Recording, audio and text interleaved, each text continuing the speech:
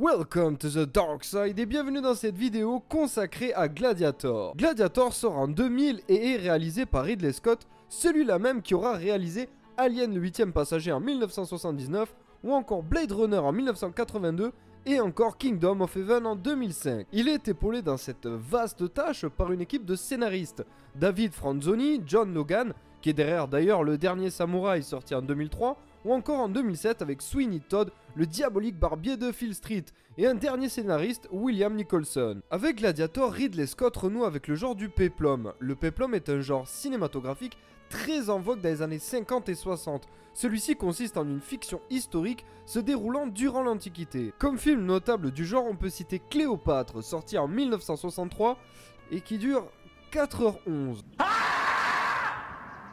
On peut aussi citer Ben-Hur, sorti en 1959 et qui lui dure 3h44. T'as le temps de te faire chier. Gladiator s'inscrit véritablement dans cette lignée, avec un film où toute la trame historique est scénarisée et réinventée. Par exemple, Marc Aurèle, outre le fait d'être un empereur de Rome, était aussi un grand philosophe qui s'inscrivait dans le stoïcisme. Certes, c'est un des vainqueurs des Germains, en témoigne ce monument à Rome, mais il est plus qu'un empereur guerrier. D'ailleurs, Marc Aurèle ne meurt pas de vieillesse mais d'une maladie contractée lors de ses très nombreux combats. Les gladiateurs sont aussi représentés comme des êtres qui ôtent la vie de manière relativement facile et sans trop de pitié. Mais il faut savoir une chose, c'est que lors des jeux, la mise à mort était quasiment inexistante. Le plus souvent, s'il y avait des morts, c'était des esclaves ou criminels qui étaient offerts aux lions.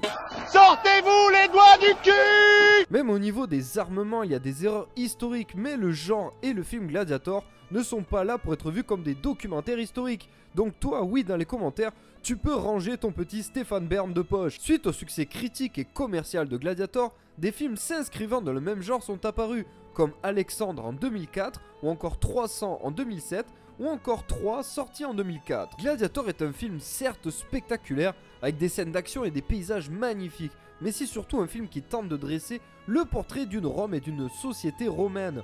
Une Rome qui oscille entre pouvoir, rayonnement, richesse et décadence de sa classe politique, de sa société et de ses mœurs, comme avec l'inceste entre Commode et sa sœur Lucilla. Une Rome où le Sénat est devenu un organisme faible et vacillant et conspirateur. Une société prête à abandonner toute liberté au profit de jeux sanglants. Il faut savoir une chose, c'est que sous les Julio-Claudiens, exemple Auguste, le pouvoir était transmis par le sang, tandis que sous les Antonins, exemple Marc Aurèle, l'empereur était choisi. Commode dans Gladiator se comporte comme un Julio-Claudien, c'est-à-dire il pense que le pouvoir lui revient car il partage le même sang que Marc Aurèle, alors que son père avait fait le choix de Maximus. C'est cette question du pouvoir qui va pervertir l'esprit déjà malade de Commode, qui cherche inexorablement l'amour de son père. C'est cet amour malade qui devient le nerf du film, et l'élément qui provoque tous ces événements funestes. Événements comme la crucifixion du fils de Maximus, une pratique très courante sous la Rome impériale. Cependant, enlevez-vous toute idée de clous et autres, la crucifixion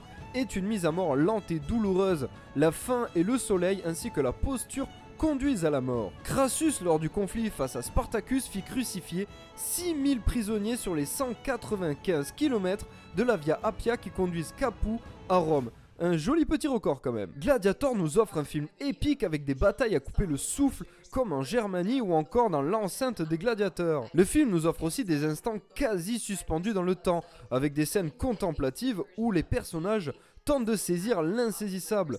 Tout ça magnifié par Hans Zimmer et Lisa Gérard qui signent les passages vocaux. Le film est axé sur la superbe de Maximus jusqu'à sa déchéance et sa rédemption finale. Un film où le gladiateur porte le deuil de sa famille tout du long. Un deuil qui transcrit le fait que le héros est tenté par la mort, une mort plus ou moins imminente. D'ailleurs, le film, par sa dominante bleue et par le grand nombre de plans sur les champs de blé, illustre une mélancolie apaisante du temps passé et des moments heureux alors révolus. Maximus est la représentation du héros fort, courageux, mais aussi fragile, émotif et profondément humain au final. Un homme seul et étouffé par la masse qui s'élève au-dessus de celle-ci par sa seule force de ses convictions afin de faire triompher la justice. Le film comporte également une dimension mystique basée sur certaines pratiques religieuses romaines, mais profondément obscures. Ce côté mystique entoure le personnage d'une aura au final quasi divine. C'est la fin de cet épisode et j'espère sincèrement qu'il vous a plu. Si c'est le cas, n'hésitez pas à lâcher un gros pouce bleu pour véritablement soutenir la chaîne.